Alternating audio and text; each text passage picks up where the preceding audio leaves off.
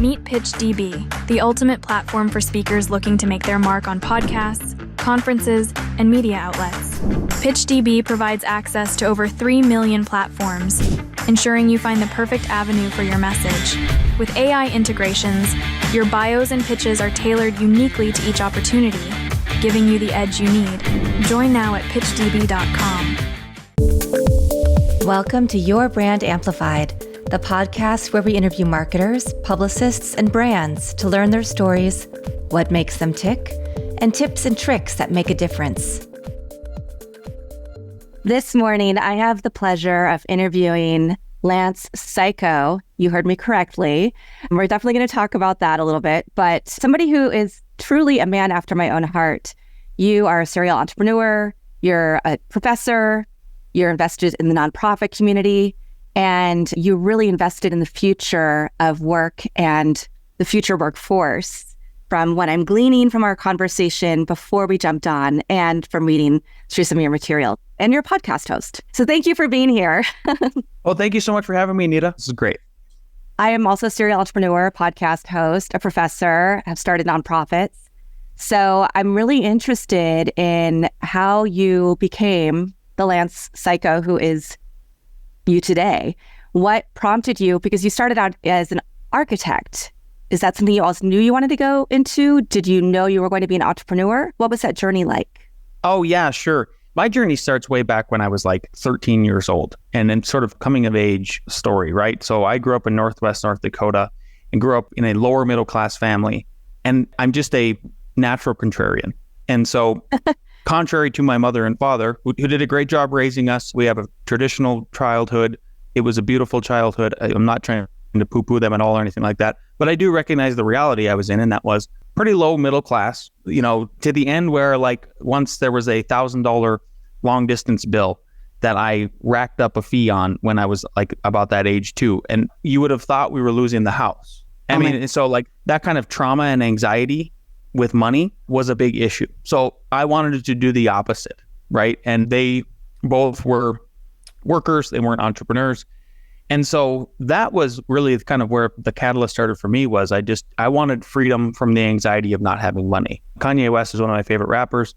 And one of the quotes he says that just has stuck with me since forever was, having money isn't everything, but not having it is. Money for me is leverage, is freedom. It's freedom from the anxiety. Once you're done worrying about it and living paycheck to paycheck, for you to get into a flow state as a serial entrepreneur, you can't do it. Like I'm not sure you can get into a true flow state unless you are free from that. And then you start to expand outward from there. So I did always have, and one of the big things that pushed me into entrepreneurialism was I tried working with my dad one summer when I was 13, growing up on a sugar beet farm. We tried irrigating these beets, and you had to wake up like every couple hours for 24 hours for like several weeks. As a 13-year-old, that's difficult as it is. And it's not so much that I don't like hard work, because I'm actually a carpenter at heart. That was my first trade that I picked up. We didn't get along too well. The work wasn't fulfilling. And so after that, for 1 week, I said, hey, I've tried this. This isn't for me. We don't get along. He goes, well, you got to do something. I'm here to raise children with, the typical strong Protestant work ethic and all of that. And so I called his best friend, Bruce, up, who was a general contractor. And I said, hey, Bruce, I've always wanted to build stuff. I've always been a drawer, building with Legos. Carpentry interests me. Do you have any openings? And he said, yeah, you can be my gopher. And I got really excited. And he laughed. And I go, what's a gopher? And he goes, well, you go for this and you go for that. Yeah. And when you're done going, yeah, you're laughing. You got the joke. And so he said, once you're done doing that, you can come up on the roof and learn how to roof with us. And I just love the work. I love the camaraderie. It was like very super hard work. We were still waking up super early, but it was much more regimented. I just really enjoyed all of that as a young guy. And about halfway through the summer, one of the things Bruce said to me that changed my life forever was he turned to me and he goes, hey, I'm paying you $7.25 an hour. What do you think I'm charging the owners for your labor? And I go, $7.20. I go, $7.25 an hour.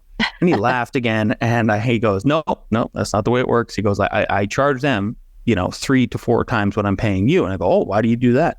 He explained profit. He explained overhead. He explained importance of profit, and that's the lifeblood of the company, especially you have a downturn where you're trying to expand it. All that stuff that we know as entrepreneurs and take for granted, sort of. And then I saw the lack of anxiety that Bruce had about money. There was no trauma involved with money with him, right? He was certainly not this super wealthy dude, but there was just, to not have that anxiety was like everything to me. I go, oh, I should just be Bruce. So then every single summer after that, up until I was 21, I would go work for a different contractor and learn a different trade. I went to trade school for 2 years. I was actually a carpenter first. Wow. And then after I got my carpentry degree, or building construction technology degree, again, like this curious low-level autist mind where I'm like, I need the truth. I'm always looking for the truth.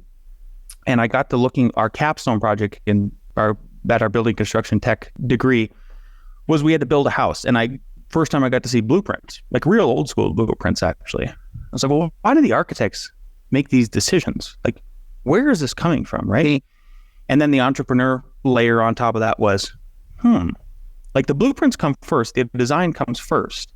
Imagine how powerful I could be as an entrepreneur if I became the architect and I already know how to build stuff. And then I became a builder. And so I applied to North Dakota State University, got in. I actually had to take some remedial math courses because I wasn't that good of a student in college. In high school leading up to that. Ended up graduating at the top of my class. Number one, won the Peter F. McKinsey Award. And then that's what led me to be an entrepreneur. And after I got a taste of it, it's just been everything for me. Like I love building companies, even if they're nonprofits too, like the garden. Like I'm a creative. And so like that is part of the creative process for me, is like building the companies, the challenges. It's just super exciting. That's when I'm in my flow state. Yeah. There's so many things there that I resonate with. I grew up in Kansas. My mom was a school social worker. My dad was a college professor, but at a community college. And my stepdad was a butcher at Safeway.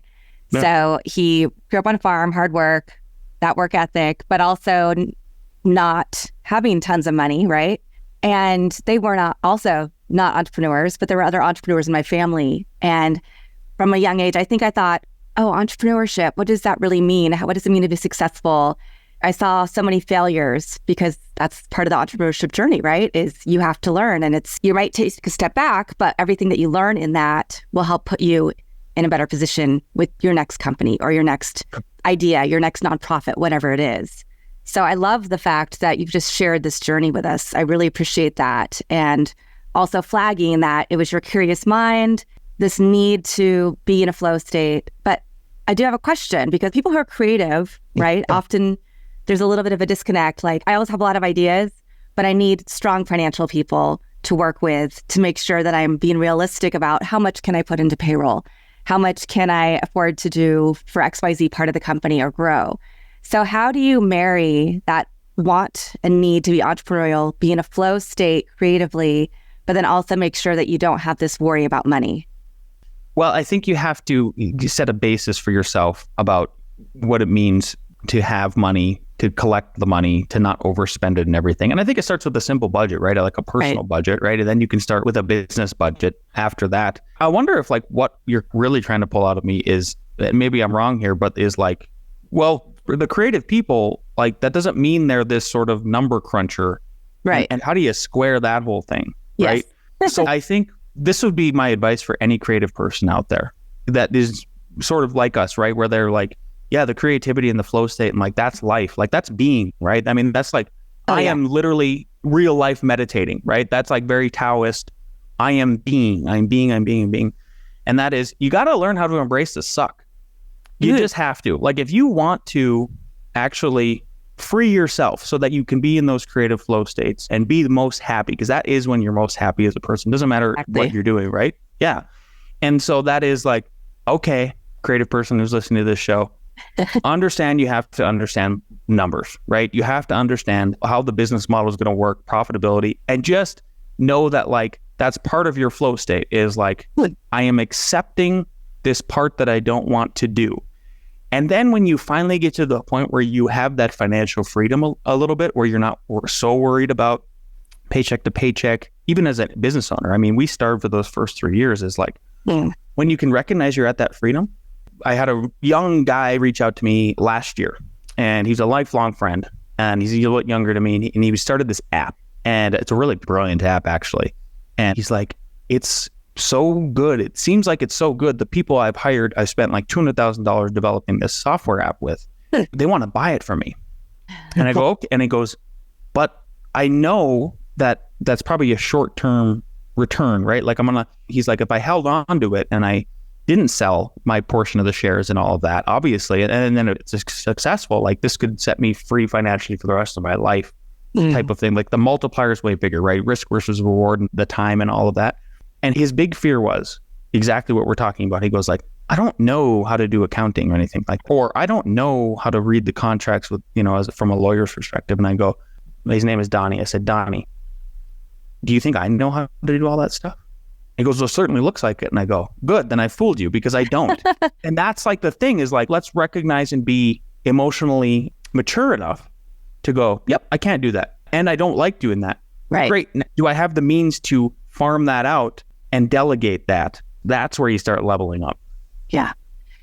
And that's such a good point too. I love that you're talking about being in flow state, because that is something else we have to really recognize, is that if you're not doing the work that really makes you sing, to me, that's not living. And I've gone back and forth in my entrepreneurship journey into working with companies, working for myself. And even though working for myself might, to your point, might have a little bit more risk financially and you have to build up, there's also the freedom to do what I really love to do. Where if sometimes I found myself in positions where I'm like, oh, this is not my sweet spot. I can do this work, but it's not going to be the best work I can do for this company or for me. So how did you realize how to get into your flow state? Because thinking, you're from North Dakota, you didn't necessarily grow up as somebody who I would think of, or who most people would think of, would be a Zen philosopher, while also an architect, right? Yeah. Yeah. So there's like a couple of themes. Like this is one of my themes for this year is flow state. I just read a book. It's called Drive. And it talks a lot about that. And it's sort of pitches like there's type E people and there's type I people. And the I people it's intuitive, it's more creative and stuff like that. And they need their reward actually. And like when they're most productive is flow state, versus there's some people who actually, they just want to be workers. They want to go do their 40 hours and they want to get their paycheck. We need both people to exist. Right. And all that kind of stuff. Right. So what I'm trying to get at with that, citing that book, is that I tell my business partner all the time, I'm like, after I read Meditations, for example, I'm really not trying to toot my own horn here in this kind of way, but like, I just try to have that kind of a perspective of like a holistic 40-year perspective, right? If I'm 40 years old. And I go, man, it seems like these books, this is just a recent revelation too. I go, it seems like all of these books that you and I read, right? Because it's stuff like that Drive book, Meditations, like a much more like philosophical, or like even like the 7 Habits of Highly Effective People, that kind of book, right? Is I say, I'll get to the end of the book and I'll go, Al's like, how was the book? And I go, it was great. It honestly just kind of re-emphasized all the stuff that I'm already doing. And I go, and he goes, well, yeah, you're successful. We're successful. And I go, but what the authors do that I hadn't done, and I haven't still done until I've read the book, is I go, those authors formulated it into words, right? They condensed the whole thing so then I could talk about things like the law of polarity or the flow state and stuff like that. So after reading about all that, like how do you know and then stay in the flow state? I think you have to recognize when you're in it, first of all. And the very big first clue is temporal for anybody, right? Let's say you're really into sewing. If you start a sewing project, and maybe it's just a hobby for now, right? But you start the project at 8 a.m. and you're like, okay, I only have an hour to do it. But the next time you look up it's 10 a.m. Great, you were in a flow state. Right? Because the time got away from you in that sort of way. So I think that's the biggest clue that I could suggest to the audience, is like when you're in a flow state, when you basically lose track of time for a good reason, right? And then how do you maintain staying in that flow state, right? So if you're trying to turn it into a business, you do have to recognize that reality again. It goes like, how do I monetize this? And let's say you have your standard 9-to-5 job, but you're like, man, I just wish I was sewing every day. I wish I was just sewing for 8 hours every day, because I would be in my flow state and I would be super happy. I could make my own time. You got to figure out how to carve your time for that. And you might have to make a little bit of sacrifices for it, right? Mm-hmm. So I talk about a lot when I go on shows such as yours, Anika, about the golden hours in the morning. My routine in the morning is wake up, big glass of water, stretch, rosary. For other people, that could be meditation, coffee. And by the time I'm done with the coffee, it's usually about like 5:36 a.m. Oh, wow. And I am then, before actually everybody else gets to work and all the other emails start flying in, those are the golden hours. So if you're trying to expand and carve out like that new niche for yourself, or like move into some kind of other creative endeavor that hopefully you can monetize and then be that entrepreneur, those golden hours are so critical for you to do that. And that's usually when the flow state can really happen, because it's so quiet and you're concentrating on that creative thing. I like that. And you also mentioned the law of polarity, which we talked about before we jumped on, but I'd love for you to talk to our audience about what that means to you and how that connects to the American dream today. Yeah. This is, again, so we're one of those things, like I did the most interviews, public interviews like this last year. I just felt compelled to do it. And what it did is that exercise is like, I would get questions like this and it would start to pull out of me things that they were sort of subconscious, and then I would start to explain them. And so I was telling this story just recently, like in the last couple interviews that I did. And actually, I was interviewing somebody on our show when this happened. And I was explaining to the gal, I was at a dinner with my children, maybe, 2 or 3 months prior to that. And I said, we were sitting there and I looked at them and it was kind of quiet. And I go, hey, what do you guys think gets your dad most excited? And they go, I don't know. They don't know, their kids. And I go, when negative stuff happens. And they're like, what? I was like, yeah, when something bad happens to me or my company, I actually get like really excited. And they're like, what? And I go, because something positive is going to happen afterwards. I go, it has to. I go, do you guys really think that electricity could exist if there wasn't, a positive and a negative? Like, could the world exist, arguably, if there wasn't like a night and a day, right? We need like black and white to make things work. Like, there's all these positives and negatives, these opposites that make our world work. So it's balanced, right? Males and females, all that kind of stuff. And so then jumping to this interview where I was interviewing this gal, and she goes, oh, you're describing the law of polarity. See, again, sort of this author, like formulating it for me. So now I can kind of express it in a very much more concise way of like, that stuff is real. I mean, I just look back at, like, it took me 40 years to get there. And that's probably like life experience, just needing that to happen. But almost every single time something negative happens to me, there's a positive thing that comes up out at the end. When I actually get nervous is when it's just positive. And I'm like, when is the floor going to drop out? It's sort of like, I know almost everybody's probably experienced this, where they're like, this is going too well. This seems too easy. Like, this part seems too easy. Yeah, it might. Because like the negative thing hasn't come out yet. So you got to watch out for it, be prepared for it. That's stoicism, right? Of recognizing like, it's not all going to be positive. It's not all going to be negative. Where am I at on the chessboard? So when it comes to sort of how that plays into how I try to live my life and how I hope that others try to live their life is kind of relating to, there's a victimhood mentality in the United States. Maybe it's all in the Western worlds. I don't know about that, where it's like, I was born into this environment, therefore I can never get out of it. Or like, the world is against me. And it's like, there's some truth to that, because I was born into that way, right? Like rural Northwest or North Dakota. You already kind of mentioned it. And like, that's not where like a person who talks about Zen-like living comes from, you would think, right? It's probably Eastern stuff, who knows? And I go, okay, yeah, I was born into, let's say, my counterparts, right, that I went to school with at North Dakota State. A lot of them were from like Minneapolis and upper middle class families. And they even went to bigger schools, right? Because I graduated with the class of 20. They might have graduated with the class of 350. Right. They could take like college level courses in high school. They had a head start. And it was like, okay, those people were dealt almost a royal flush if we're playing poker. Inarguably, right? It was easier for them to get wins. I was still dealt a hand of cards. It was just a really crappy hand of cards.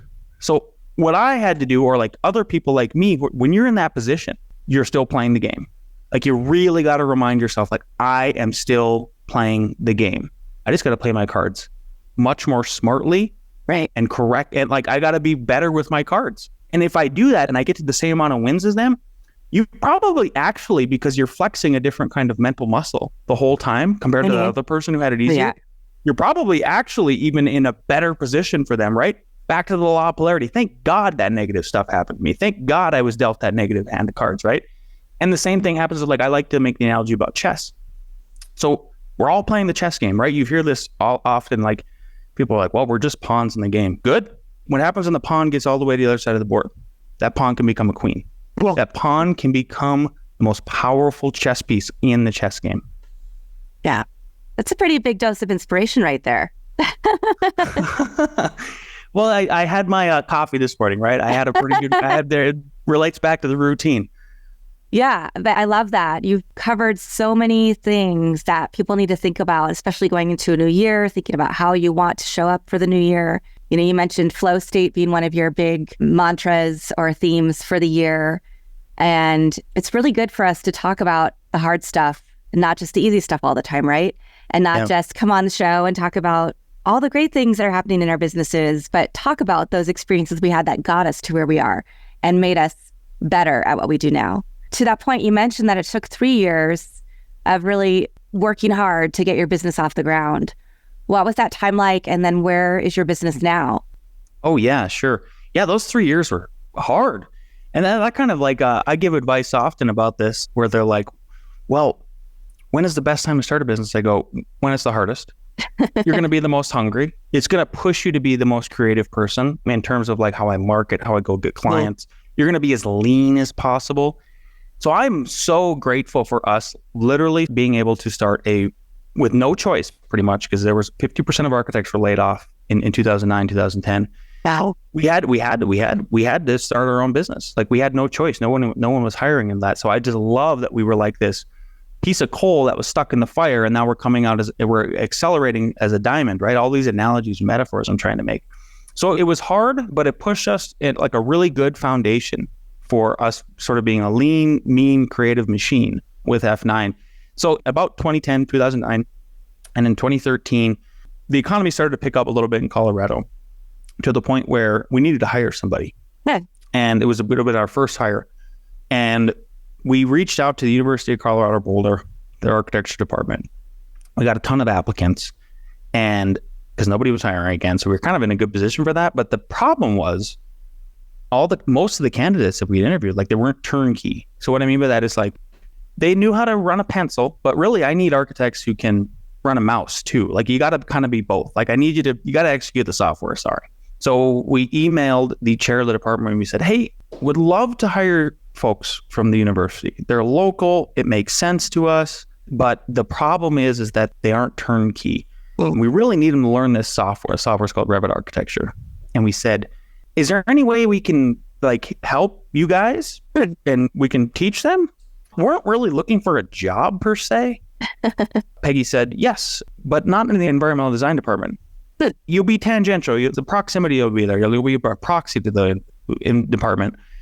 There's an opening in the engineering department for that to teach that piece of software, basically. And we have lots of environmental design students that take that class. So we started teaching there, and then that was a supplemental income for us. So that's like one level of expansion we made, and we started to, and was like, well, now we're finding like we do still need to hire somebody because now we're spending this time teaching, and we made our first hire because of that, as sort of a push come to shove thing.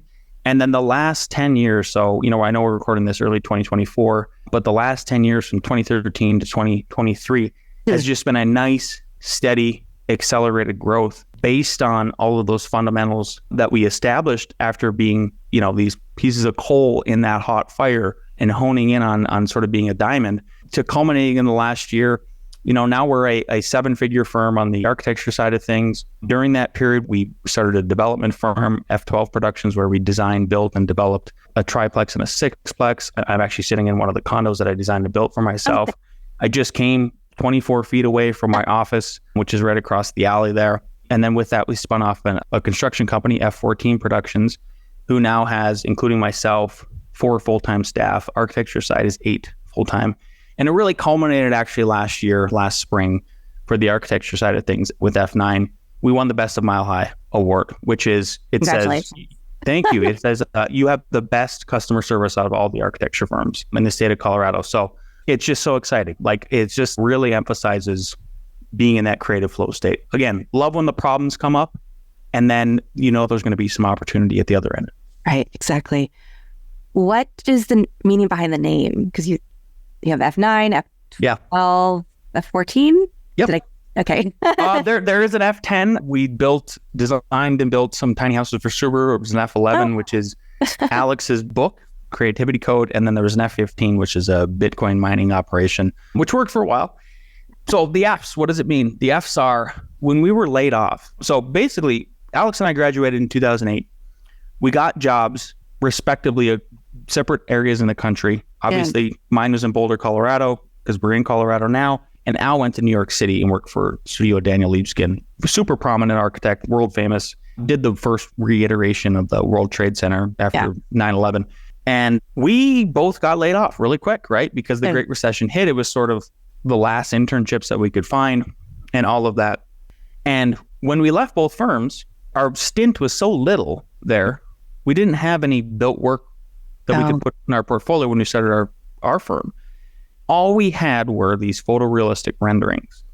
And the software we were using at the time was 3ds Max. And the hotkey on the keyboard, and everybody still has this hotkey for different reasons in different softwares, is F9. So all we had is F9 Productions. Okay. And then we just kind of went from there. Nice. I love that origin story. Thank you. Yeah, thanks. So then you move from getting laid off to starting your own firm, starting a few other projects along the way, teaching. Now you're the best in the business, best customer service in the whole state of Colorado. You have a podcast. When did the podcast start? It started in year 7 of being in existence with F9. Nice. So we started in 2017. And the significance of that is a lot of people who are entrepreneurs or entrepreneur adjacent understand the statistic of most businesses who are startups fail within that first 7 years. Yeah. And we got to year 7 and it was like, ooh, we haven't failed yet. Oh my gosh. Okay. All right. We should tell our story to other people. I just really, like, for me, so culture's upstream from politics. And I believe, like, if you really want one of the most positive impacts in the world, it's like, you probably skip the voting machine, honestly. You could probably just not do that, not put your time and energy into that. If you're on the culture side of things, and you can do things like I've been trying to do on this show right today, is like, be inspirational, be motivational, be positive, talk about the negative stuff in the positive light. That was really the nexus of why we started the show, is because I just saw my generation and the generation coming up behind me, Gen Z, with that sort of negative victimhood. And by all means, I get it. We had the dot-com boom, then we had the Great Recession, and then when we had COVID and all of that. And like, you see how, like, millennials, I think per capita compared to boomers, have the least amount of home ownership. You know, there's all those kind of statistics. Like, it's very hard, right? Boomers kind of had it easy in a lot of ways in that way. But we wanted to show that light of, like, you can still do it. The American dream is still alive. Like, here's some fundamentals. Like, we told pretty much everything about how we did it from scratch. And it's helped so many people. So, like, the best, yes, we have sponsors, we get paid to do the show and everything like that. But the real rewards are just like, I will get that email, or I will get that phone call, or I will get that text from a listener. And they're like, hey man, you inspired me to, like, start my own business. And now I'm doing it, and look at what I'm doing, or whatever. You know, we inspired them to do something positive. So that's where it came from, and that's kind of where it's going. And then at a certain point, I think about 3 or 4 years ago, we just had the original Friday show. And now we have shows like this show, you know, we're doing right now, where I'm interviewing other entrepreneurs who I find interesting, who have had a struggle, you know, went through that fire and come out really positive at that. I really like hearing that grit. Oh yeah. I really like just showing that grit, because that grit is so important. It makes the best people in the world. It goes back to what you were saying about the law of polarity. You have to have experienced things to appreciate what you have, and to also see your way through to the other side.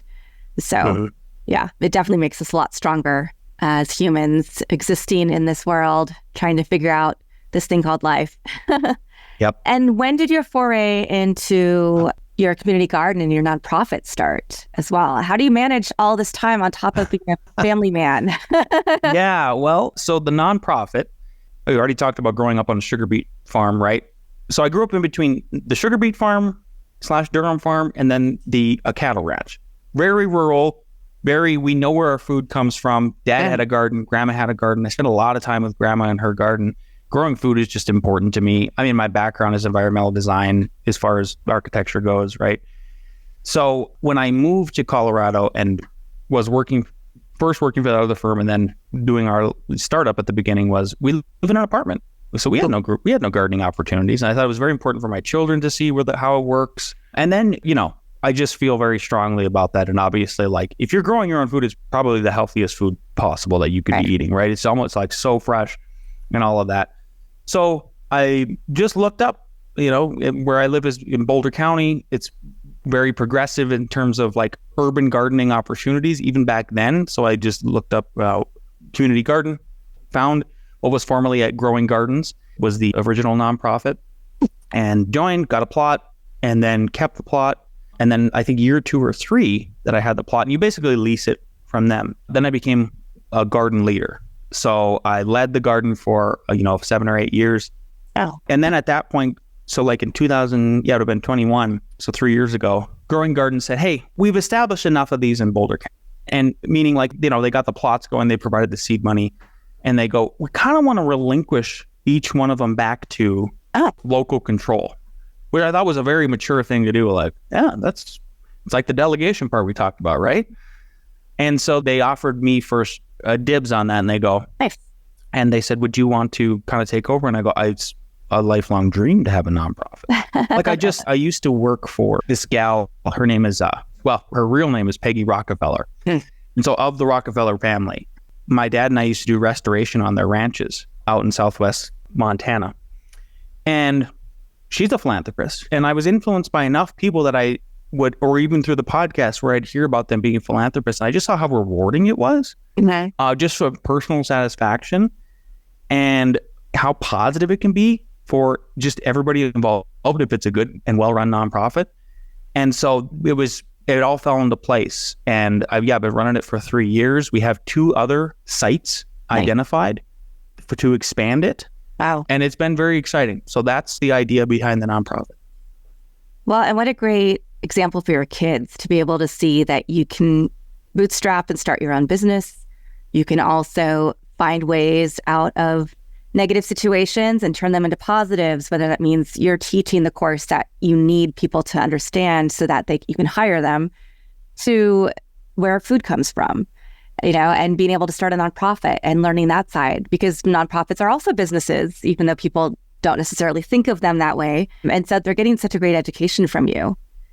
What is the one thing this year, perhaps, that you'd like to leave your kids with? Because we talked a little bit about one of your themes is flow state. I'd love to hear, what are your other themes for this year, and what do you hope to impart on your kids through everything that you do? How important it is to just be disciplined, but not in a kind of way where it's like, remove the negative connotations with discipline, right? How important it is to have a discipline and a routine. And you asked a question that I didn't answer earlier. Now I feel like I'll answer it. And that is, through that discipline and that routine, you said, how do you do all these things? It's about carving time. That's what the discipline and the freedom is, right? So like I used to say, people would ask me this question that you asked, and I would say, I schedule everything. And I felt like that was a negative, there was too much negative connotations with that word. So then I changed it to, I make appointments. Personal appointments, I make professional appointments. I make appointments for people I love, people I want to be with, Nice. And then I block out time where I'm like, I don't want to deal with that person or whatever, and mark myself busy, and then carve out that time for flow states and creativity and doing all the things that I do that make me happy and prosperous and successful and everything like that. So that's really the key, is I hope to impart on them. And my daughter is starting. I think my son is starting. He's 19 and she's 15. Or soon to be 15. And I'm like, you guys, I want to dispel the myth that they've had in the past couple of years. Like, you just want to control everything you can do. No. I just want to point you towards the North Star, right? The North Star of being, if you just live a life of routine, discipline, making appointments, carving out the time, that will allow you to be more free. And for me to have to worry about that stuff less and less and less, I want to delegate. I go, guys, I am too busy to micromanage you. I don't want that, actually. Okay. I am just trying to point you towards the North Star. Please, and I show them and I go like, guys, how much more proof do I have to show you that this works? Look at all the stuff Dad's doing. And he still has time to go take Kaya, before Christmas to the Godzilla movie on a Saturday night and stuff like that. So nice. I have a 15-year-old daughter as well. And I'm like, this is going to be a good episode for her to listen to. Cool. So, and I think it also gives me insight into how her father parents her versus how I parent her. Mm-hmm. So, what I love about my format is that we often talk about your brands and businesses and a lot of business things, but there's so much of life that we have to deal with, especially as entrepreneurs. So knowing how to weave them in together, I think is really important for the audience to understand as they're in their businesses. And also it's fun for me to be able to talk about and learn from my guests. So I appreciate that. And I appreciate everything you've shared with us today. Lance, I know I mentioned at the beginning we were going to talk about your last name because by the spelling, you would not think that pronunciation. So I'd love to hear what is the origin story for your name. And it's pretty silly because it's just like the classic, hey, wet off the boat immigrant who came to America where they don't speak English, but they want to Americanize. And so it's a Czechoslovakian name, and it was originally spelled and pronounced exactly like it's pronounced, Cayko. Yeah. And so they got here, they got to Ellis Island, and they go, oh, we want to Americanize it. Oh, okay. I guess we're going to try to spell it Cayko. And then the folks they said, oh yeah, and then we want to make it sound American too. So Cayko, they thought was a good idea. Oh, no. And so that's the origin story of it. I've always leaned into it because my dad he led by example with the name in a positive way because he just would lean into it. You could tell I was like, ooh, this is a perfect icebreaker. So I care. Yeah. I mean, I gives people a laugh, then they loosen up. And then it's like, even though that word means is negative, somehow it's positive every time because he cracked the smile and everything like that. I even carried it into college. And so when I got to North Dakota State, those are the biggest classes I'd ever been in my life, right? So 350 people. And I always thought it was a good idea to try to know people as personal as possible because you just never know how connections can go later on. Yeah. And how do you stand up from the crowd? And so I would always go and introduce myself to the professors on the first day. Hey, my name is Lance Cayko. And they would never forget it. Yeah. I'm sure. Fantastic. Well, this has been a lot of fun. I'm really excited for everything people will learn from listening to this episode and to get on the road for their 2024. Is there any last piece of advice you'd like to give to anybody who's listening, whether they are creative who's starting their business, whether they're 5 or 10 years in and still struggling and trying to figure out how to get into their flow state? Consistency is key. That's one of the principles we live by at all the companies we start and try to maintain and then grow and all that good stuff. It's like consistency is key. You have to, for me, I just got back I used to do push-ups every other day for several years where I would get very good at them where I could do 70, 80 in a row. It was awesome. And I felt really strong, felt good. And even I fall short. Everybody falls short. And so you just got to get back into it. I've gotten back into it this year. So I would encourage everybody, really be consistent. That's the key to success. Fantastic. And Lance, do you have a favorite quote, mantra, verse, family motto that you live by?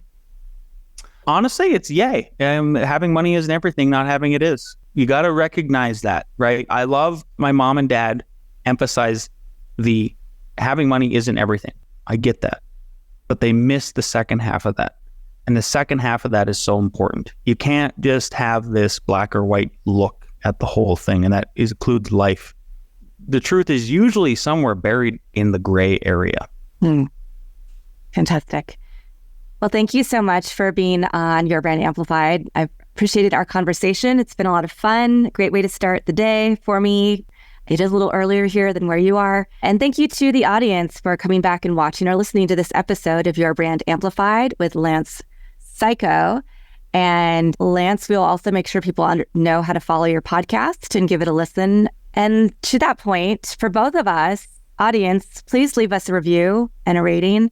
It helps us under their podcast journeys immensely. And it also helps us get in front of more people who want to listen to our great content.